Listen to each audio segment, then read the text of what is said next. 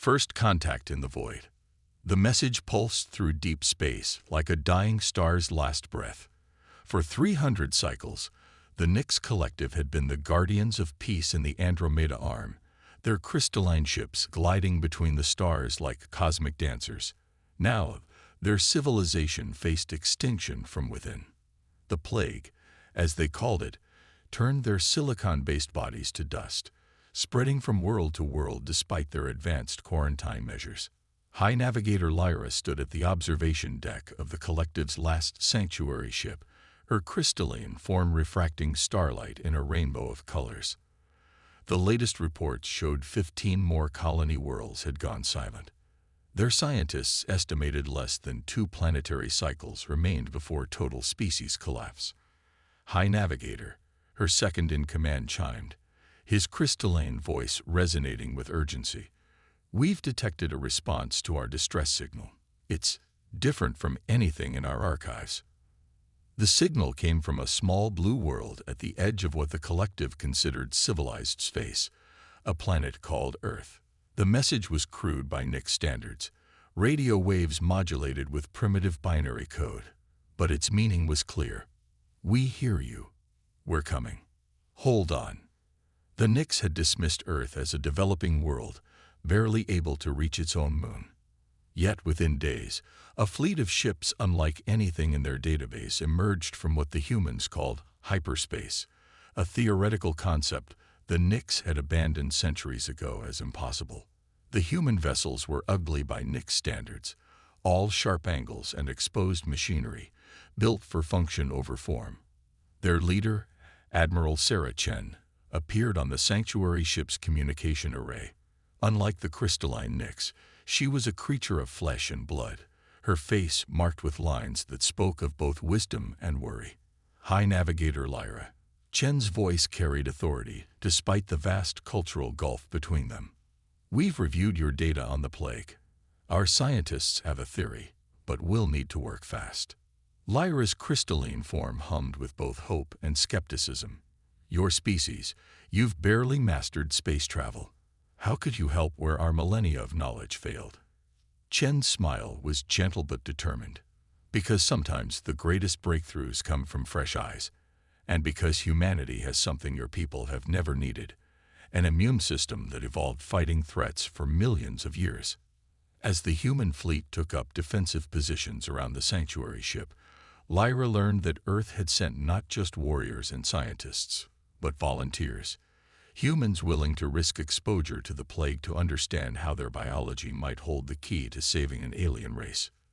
The Nyx Collective had always seen humanity as primitive, their short lives and emotional nature a sign of their evolutionary infancy. Now, watching human scientists work tirelessly alongside Nyx researchers, Lyra began to understand that what she had mistaken for primitive traits were actually humanity's greatest strengths.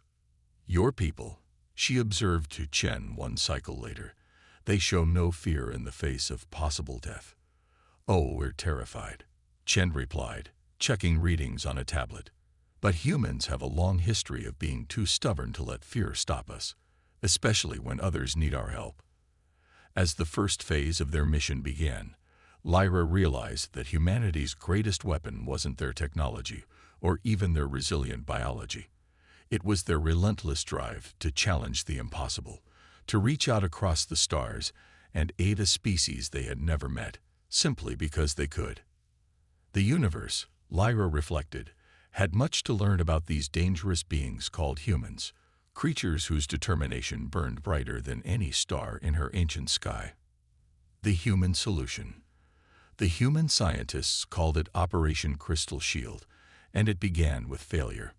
The first 3 attempts to synthesize a cure for the plague resulted in nothing but frustration and lost time. But where the Nyx saw defeat, the humans saw data. Dr. Maya Patel stood in the converted cargo bay of the sanctuary ship, her containment suit reflecting the soft glow of crystalline architecture. Around her, holographic displays showed the molecular structure of the plague, a self-replicating pattern that turned the ordered crystal matrix of Nyx biology into cosmic dust. It's not just a disease, she explained to the gathered team of human and Nyx scientists. It's more like a cascade failure in the fundamental structure of your species' silicon-based biology. But there's something beautiful about it, something almost familiar. The Nyx scientists watched in confusion as Maya began laughing, a sound their sensors interpreted as a sign of distress. But Admiral Chen recognized it for what it was, the sound of a human mind making an impossible connection. It's like prions, Maya said, her eyes bright behind her faceplate. But instead of misfolding proteins, it's misaligning crystal matrices. We've seen something similar in semiconductor manufacturing defects back on Earth. We don't need to cure it. We need to stabilize it. The next 48 hours became a blur of activity.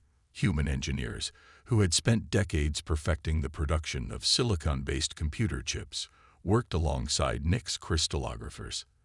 They weren't trying to destroy the plague. They were trying to incorporate it. Your people's biology, Maya explained to Lyra. It's perfect, too perfect. You have no natural defenses because you never needed them. But sometimes imperfection is strength. The human solution was characteristically radical. They proposed introducing controlled imperfections into the Nyx crystalline structure, creating natural breakpoints that would stop the cascade failure before it could spread. It was like deliberately creating fire breaks to control a forest fire. But there was a catch. The process would need to be tested on living Nyx tissue, and the chances of success were uncertain. The Nyx Council of Elders debated for precious hours until a young crystal farmer named Echo stepped forward. My entire family was lost to the plague.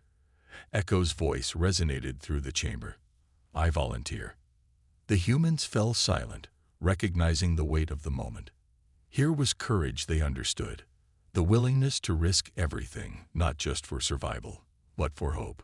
The procedure took 6 hours. Maya's hands remained steady even as fatigue tried to claim her. The modified plague strain was introduced to Echo's arm, while stabilizing fields contained it to prevent spread. For the first time, humans and Nyx held their breath together. The reaction began as expected. Echo's crystalline structure began to deteriorate.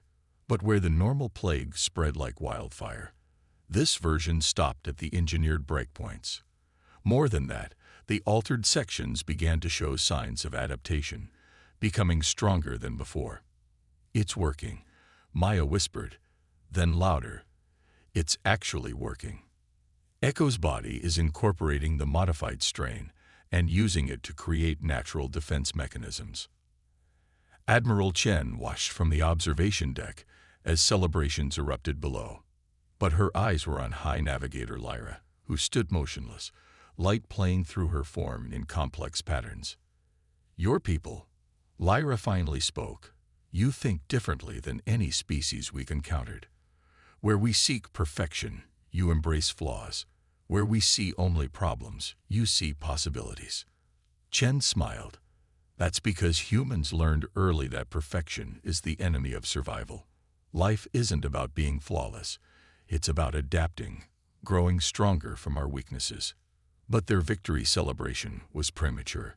Even as the first successful treatments began, long-range sensors detected a new threat. The plague had mutated in the outer colonies, becoming something far more aggressive. And it was spreading faster than anyone had predicted. The race against extinction had only just begun. Race against time. The mutated plague moved like a wave of darkness across the star maps, consuming entire Nyx colonies in days rather than weeks. Echo's successful treatment had given them hope, but the new strain rendered their solution useless. In the command center of the sanctuary ship, Admiral Chen watched the tactical displays with Dr. Patel and High Navigator Lyra. It's learning, Maya said, her voice tight with exhaustion. The plague isn't just destroying anymore. It's evolving, adapting to our countermeasures, almost as if it's alive. Lyra finished. The crystalline being's form pulsed with colors that the human sensors interpreted as deep concern. We've detected coordinated behavior patterns. The plague is showing signs of collective intelligence. The implications hit Chen like a physical blow. They weren't fighting a disease. They were fighting an emerging consciousness, one born from the deaths of countless nicks. The tactical displays showed the truth. The plague was no longer spreading randomly. It was moving with purpose, targeting the most populated systems first. But where others saw hopelessness, humanity saw a challenge. Chen had seen that same look in Maya's eyes during countless late-night research sessions on Earth, the fierce gleam of someone about to try something either brilliant or insane. If it's alive, Maya said slowly, then it can die. And if it's intelligent, it can be outsmarted. She turned to Lyra. We need everything you have on Nick's collective consciousness. Your people can share thoughts, memories. There has to be a connection. The next 12 hours transformed the sanctuary ship into a battlefield of ideas. Human quantum computers interfaced with Nick's crystal matrices, processing centuries of data about their species' unique ability to share consciousness through crystalline resonance. Maya worked alongside Echo, whose partially altered biology provided crucial insights into how the plague manipulated Nick's physical structures. The breakthrough came from an unexpected source, a human janitor named James who had been watching the scientists work. It's like a computer virus, he said during a meal break. When my kid's tablet got infected last year, we didn't just delete the virus, we made it attack itself. Maya's eyes widened. She grabbed James in a fierce hug and ran back to the lab, leaving the confused janitor holding her half-eaten sandwich. The idea was audacious. They would use the Nex's own collective consciousness technology to turn the plague against itself. We can't stop it from evolving, Maya explained to the emergency council. But we can direct that evolution. If we introduce the right sequence of crystal frequencies, we can push it to evolve faster than it can maintain stability. Like overclocking a computer until it burns out. The plan was dangerous. They would need to get close to the largest concentration of the plague, essentially walking into the heart of the infection. And they needed a living Nex volunteer whose consciousness could serve as the carrier wave for their modified signal. Echo stepped forward again, but this time Lyra stopped them. No, the High Navigator's voice resonated with authority. I will go. My position as navigator gives me the strongest connection to our collective consciousness. It must be me. Admiral Chen watched the preparation with a mixture of pride and concern. The human fleet would escort Lyra's ship into the heart of plague-infected space, risking everything on one desperate gamble. As the launch countdown began, Chen found herself in the airlock with Lyra. Why do you do this? Lyra asked. Your species could have ignored our call, could have waited until the plague burned itself out and claimed our worlds for your own. It would have been easier. Chen smiled, remembering all the times humanity had faced extinction and fought back. Easier isn't our style. Besides, the universe is too amazing to let any part of it die if we can help it. The mission launched under the light of a dying star, a fleet of human warships surrounding a single Nex vessel. They carried with them humanity's greatest weapons: ingenuity, determination, and the incredible ability to find hope in the darkest of places. But as they approached the infection zone, their sensors detected something unprecedented. The plague wasn't just waiting for them. It was gathering, forming structures larger than cities in the void of space. Their enemy had evolved far beyond their predictions, and it had no intention of going quietly into the night, into the heart of darkness. The crystalline structures floating in space defied natural law. What had begun as a simple plague had evolved into something that even the most advanced Nex sensors struggled to comprehend. Massive geometric shapes, each dozens of kilometers across, pulsed with an inner light that seemed to drink in the surrounding starlight. Admiral Chen stood on the bridge of the flagship Humanity's Hope, watching as the tactical display updated with new information. The plague structures were arranging themselves into complex patterns, forming what looked disturbingly like neural pathways on a cosmic scale. It's building itself a brain, Maya whispered, her face illuminated by the holographic displays. The plague hasn't just achieved consciousness. It's trying to achieve transcendence. The human fleet maintained their defensive formation around Lyra's ship, but the tension was palpable. They had expected to find a spreading infection. Instead, they had found something approaching godhood.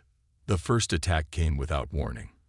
A beam of crystalline energy lanced out from one of the structures, narrowly missing the human destroyer. The beam left a trail of crystallizing space in its wake, a phenomenon that should have been impossible. All ships, evasive maneuvers. Chen's order cracked across the command channel. Maintain the defensive screen around the navigator's vessel at all costs. The space around them erupted into chaos. The human fleet danced through a storm of crystalline beams, their ships performing maneuvers that pushed the limits of their artificial gravity systems. But they couldn't dodge forever. One by one, ships reported hits, their hulls beginning to crystallize under the plague's assault. Inside her vessel, High Navigator Lyra prepared the consciousness-altering signal. The plan had been to broadcast it into the heart of the plague's infection zone. But faced with this new evolved form, their original strategy seemed hopelessly naive. That's when Lieutenant Maria Santos, a young human tactical officer, noticed something strange. The attacks, she called out, they're not random. There's a pattern, like it's trying to write something in space. Maya rushed to analyze the data. The plague wasn't just attacking. It was attempting to communicate through geometric patterns similar to ancient Nyx writing. As a xenolinguist quickly translated the patterns, the message became clear. Join US. It doesn't want to destroy the Nyx, Maya realized. It wants to absorb them, to use their collective consciousness to achieve something even greater. But Lyra had seen something else in the pattern. These formations, her voice resonated through the command channel. They mirror our most sacred geometries. The plague didn't just steal our biology. It stole our history, our culture. It's using our own patterns against us.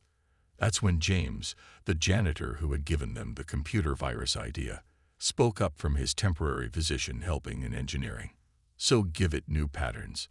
If it's learning from your history, show it something it's never seen before. Chen looked at Maya, who was already nodding. Human patterns, Maya said.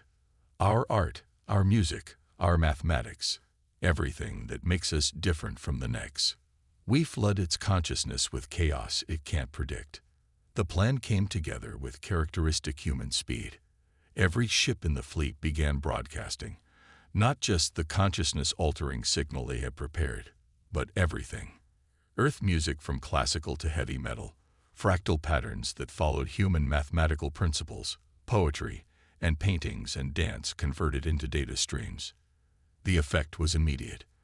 The crystalline structures began to pulse erratically, their perfect geometric patterns distorting as they tried to absorb and understand the flood of human creativity. The plague consciousness had evolved to process the ordered, harmonious patterns of Nyx thought. The beautiful chaos of human expression was like a virus in its system. In the midst of this cultural assault, Lyra made her move.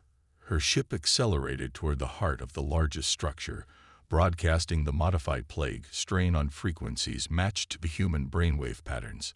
The plague, its defenses scrambled by the assault of human art and thought, couldn't adapt fast enough. All ships, full power to shields. Chen ordered. We're going in with her. The human fleet followed Lyra's ship into the crystalline maze, their hulls scraping against structures that reached out like grasping fingers. Warning alerts screamed as ships reported critical damage, but not a single vessel broke formation. They had one chance to reach the core before the plague consciousness could recover. But as they approached their target, the structures around them began to resonate with a frequency that made both humans and their technology scream in protest. The plague wasn't just fighting back, it was preparing to take them all. The light of new dawn. The resonance from the plague consciousness threatened to tear their ships apart. Inside humanity's hope, warning systems blared as structural integrity dropped to critical levels.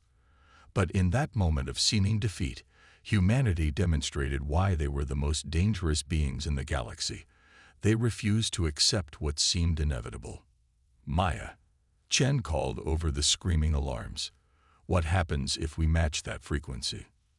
The scientist's fingers flew over her console, running calculations even as blood trickled from her nose, a side effect of the plave's resonance. Match it. We'd be crystallized instantly. But wait. Her eyes widened. Destructive interference. If we can generate the exact opposite wave pattern, like noise-canceling headphones, James added from his station, but for apocalyptic space crystals. Chen didn't hesitate. All ships, reconfigure your shield harmonics. Match the plague's frequency and invert it. Divert all power, including life support if you have to. The human fleet acted as one. Shield generators howled in protest as they pushed beyond their design limits. The space between ships began to shimmer as opposing wave patterns collided. At the center of it all, Lyra's ship pressed forward, her consciousness reaching out to touch the entity that had nearly destroyed her species. What happened next would be debated by both species for generations. The plague consciousness, faced with the combined mathematical precision of Nick's crystalline technology and the creative chaos of human innovation, tried to adapt. But adaptation meant change, and change meant accepting imperfection. The very thing Dr. Patel had identified as crucial for survival. The massive crystalline structures began to fracture, not in the catastrophic way of the original plague, but in a controlled, almost beautiful pattern. The plague consciousness, in trying to understand and incorporate human unpredictability, had fundamentally altered its own nature. Lyra's voice echoed through the fleet's communications, filled with wonder. It's not dying. It's transforming. The consciousness, it's choosing to evolve.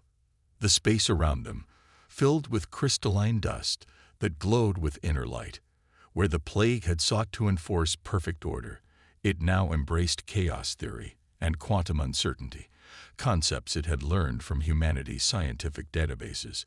The dust began to coalesce into new forms, neither purely Nyx nor entirely foreign. The consciousness hasn't been destroyed, Maya reported, studying the readings with amazement. It's reconstructing itself based on both Nyx and human patterns. It's becoming something entirely new. As the crisis subsided, the true magnitude of what had happened began to sink in. The plague that had threatened to destroy the Nyx had instead become a bridge between silicon and carbon-based life, a new form of consciousness that could understand both the perfect harmonies of crystalline thought and the beautiful chaos of human creativity. In the aftermath, as reconstruction began, High Navigator Lyra stood with Admiral Chen in the sanctuary ship's observation deck, watching the transformed plague consciousness create abstract crystalline art in space. "You know," Chen said, "when we first received your distress call, our scientists said saving a silicon-based life form was impossible, that the gap between our biologies was too great." Lyra's crystalline form shimmered with what Chen had learned to recognize as amusement. "And yet you came anyway. Humanity has a long history of doing impossible things. Sometimes I think that's our real superpower, not knowing when to quit." The events of those few weeks changed both civilizations forever. The Nyx learned that perfection wasn't the highest goal, that adaptation and change were not weaknesses but strengths. Humanity gained access to crystalline technology that revolutionized their computing and space travel capabilities. But more importantly, both species learned that the greatest advances come not from conquest or competition, but from reaching out to help others in their darkest moments. The transformed plague consciousness became a repository of both cultures' knowledge and art, a living monument to what can be achieved when different species work together. As Earth ships prepared to return home, the Nyx added a new story to their historical archives. It told of a young species that fought not for territory or resources, but to save strangers. A species that faced the impossible with determination and creativity. A species that turned enemies into allies through understanding and innovation. The most dangerous beings in the galaxy, it turned out, were also its greatest hope.